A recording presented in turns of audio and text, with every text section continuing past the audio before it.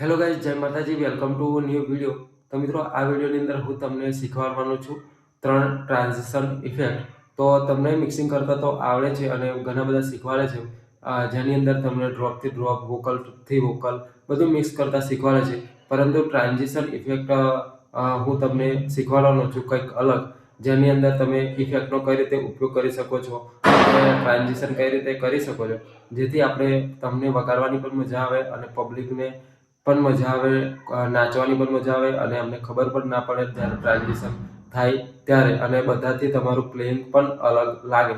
તો એ જ શીખવાડવાનું છું. તો વિડીયો મિત્રો જરૂરથી અંત સુધી જોતા રહેજો અને ચેનલ પર નવા તો જરૂરથી સબસ્ક્રાઇબ કરીને જજો, જેથી તમને આવા જ ડીજે રિલેટેડ વિડીયો સૌથી પહેલા મળી જશે. તો ચાલો આપણે આ વિડીયોને શરૂ કરીએ. તો સિમ્પલી ગાઈઝ, આપણે પ્લેયર અને લેપટોપ કનેક્ટ કરી લીધું છે. અહીંયા એક બાજુ લઈ લીધું છે મેં સોંગ પપ્પુ નંબર 1 નું કમબેક, અને બીજી બાજુ લઈ લીધું છે ધર્મેશ રિમિક્સનું બાદશાહો બાદશાહ. તો તમને સંભળાઈ લઉં છું એકવાર, બરાબર? તો સાંભળો.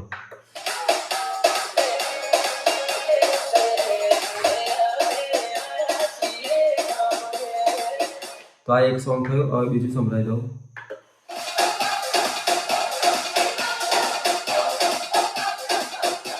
આ બીજું સોંગ થયું, બરાબર? તો મિત્રો, આ તમને પહેલી તો હું સિમ્પલ ટ્રીક શીખવાડવાનો છું. આ બંનેના ડ્રોપ છે. હવે ડ્રોપ તો તમને ખબર જ છે કે પહેલું સોંગ હોય એના 8 બાર પછી પહેલું ડ્રોપ આવે, કોઈ પણ સોંગ હોય. તો આ બધું મેં તમને મિત્રો આગલા વિડીયોની અંદર શીખવાડ્યું છે.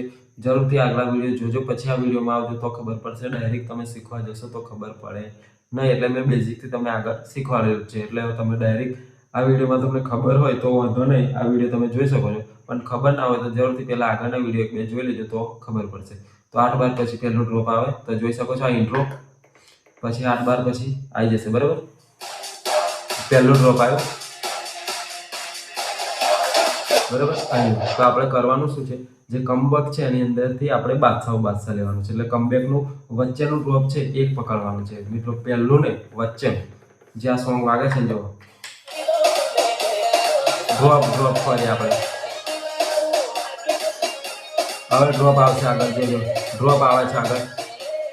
3 2 1 3 2 1 ગો, બરાબર? આ ડ્રોપ આવ્યો, એની અંદર આપણે પેલું બાદશાહનું આ ડ્રોપ મિક્સ કરવાનું છે, જો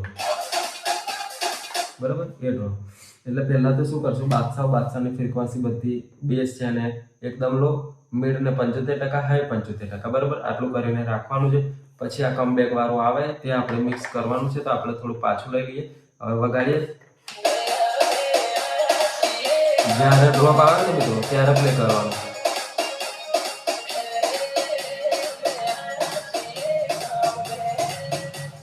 થ્રી ટુ વન ગો 1. જો ચેનલ 4 બાર પછી મિત્રો ચેનલ અપ કરવાની. આ ચેનલ અપ કરીને બે ચેનલ કરીએ, બે. હવે ધીરે ધીરે મિડ અને પછી હાઈ,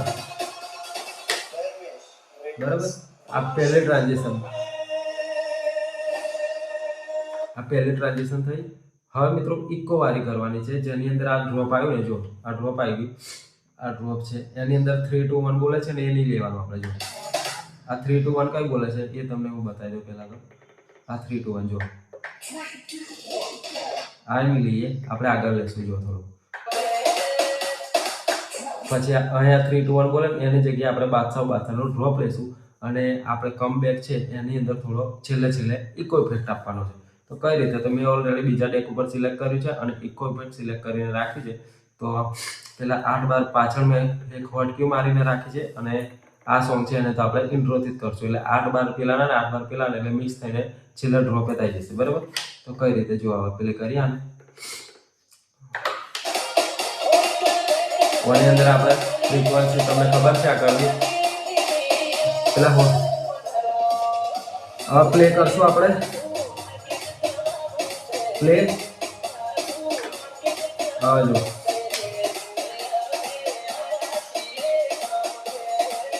ધીરે ધીરે મિડ.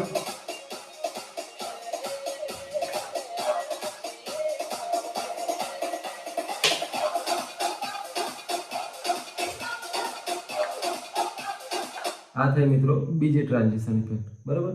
તો મિત્રો મેં તમને પહેલેથી જ કીધું છે કે આખો વિડીયો મિત્રો પાછળના જોજો તો ખબર પડશે આ વિડીયોની અંદર. અને તમારે મિત્રો જો આપણે મારી જોડે ક્લાસીસ કરવા હોય તો જરૂરથી કરી શકો છો. મારો કોન્ટેક્ટ ડિસ્ક્રિપ્શનમાં આપેલો છે. ઓફલાઈન ક્લાસ અત્યારે ચાલુ છે અને ઓનલાઈન ક્લાસીસ માટે અત્યારે તો નહીં મેળ પડે, સિઝન પછી ચાલુ થશે. કેમ કે જે અત્યારે ઓર્ડર બહુ ચાલે છે એટલા માટે. બધા તો શીખવાડે જ છે પણ સિમ્પલ જ શીખવાડે છે. હું કંઈક યુનિક શીખવાડું છું એટલા માટે. તો મારી જોડે જેટલું નોલેજ છે એટલું બધું જ હું આપીશ. તો તમારે ક્લાસ કરવા હોય તો જરૂરથી મારો કોન્ટેક્ટ કરી શકો છો. આપણો નંબર ડિસ્ક્રિપ્શનમાં આપેલો છે મિત્રો. તો હવે આપણે ત્રીજી ટ્રાન્ઝિશન ઇફેક્ટ ઉપર જઈએ, જેની અંદર આપણે ડ્રોપથી ડ્રોપ જ મિક્સ કરવાના છે. પરંતુ તમને ખબર હોય તો આ ડ્રોપથી ડ્રોપ આપણે મિક્સ કરીએ બરાબર, ત્યારે શું કરવાનું છે, 2 ડ્રોપ વાગે ત્યારે આ બધી ફ્રીક્વન્સીને કશું કરવાનું નથી. ફક્ત ક્રોસ ફેડર જ્યારે તમને ખબર છે કે 4 બીટ આવે, પહેલા તો પ્લે કરી દો બરાબર.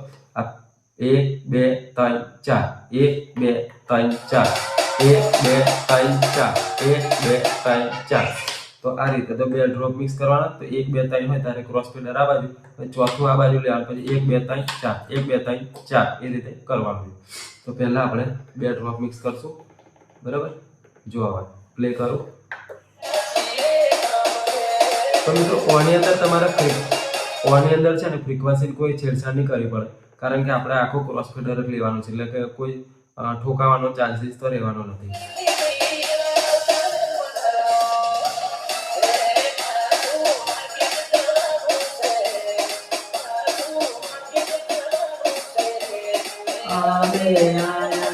પ્લે કરશું હવે.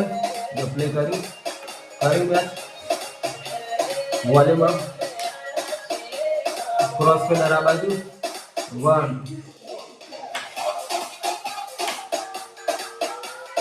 1 2 3 4, 1 2 3 4, 1 2 3 4, 1 2 3 4, 1 2 3 4, 1 2 3 4 બરાબર. આ થોડું અલગ કર્યું મિત્રો, પરંતુ હવે પ્રોપર બતાવું. એ રીતે પણ તમે કરી શકો છો, કદાચ તમારે પ્રેક્ટિસ ના થઈ હોય તો. કેમ કે વિડીયો બનાવવાની અંદર મારી પણ ભૂલ થાય, આ પ્રોપર મેં કર્યું ના કહેવાય બરાબર. તો પહેલાં આપણે પાછું લઈ લઈએ, હું તમને બતાવી દઉં વગાડો. કર્યું 2 બાદ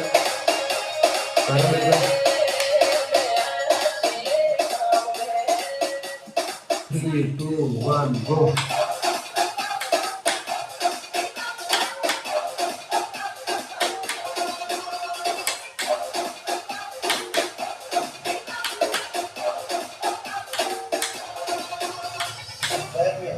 બરાબર એ રીતે.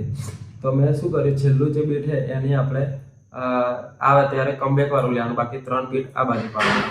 તો હજુ એક વખત તમને હું શીખવાડ દઉં તો કઈ રીતે કરવાનું છે એ બરાબર.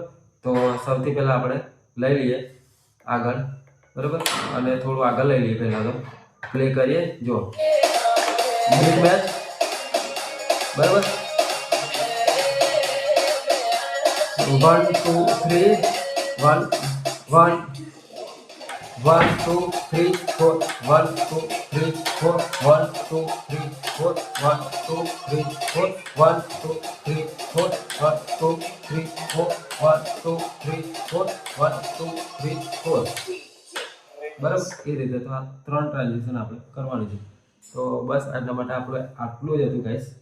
તો આઈ હોપ તમને આ વિડીયો ગમ્યો હશે ને કંઈક નવું શીખવા મળ્યું હશે. તો બસ આટલા માટે આટલું છે. ચાલો મળીએ બીજા વિડીયો અંદર. જય માતાજી, જય શ્રી કૃષ્ણ.